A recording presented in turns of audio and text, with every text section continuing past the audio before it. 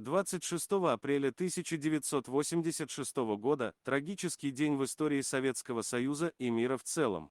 Именно в этот день случилась авария на Чернобыльской атомной электростанции. Огромные территории вокруг станции стали зоной отчуждения. Недавно ученые запустили проект, цель которого – узнать как можно больше о фауне этого заброшенного места.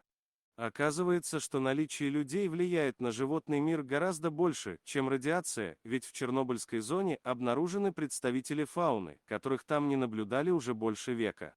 Мы решили ознакомить тебя с промежуточными результатами этого проекта, который закончится в конце года.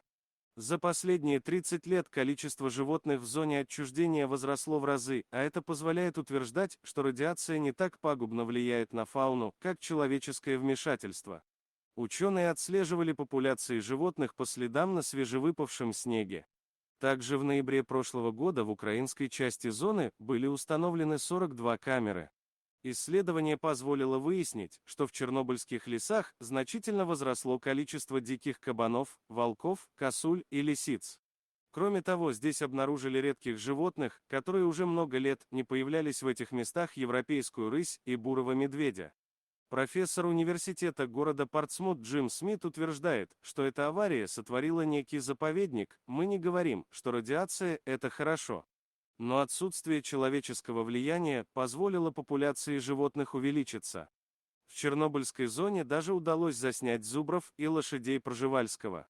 Как видишь, иногда человек может быть гораздо большим злом, чем радиоактивное загрязнение.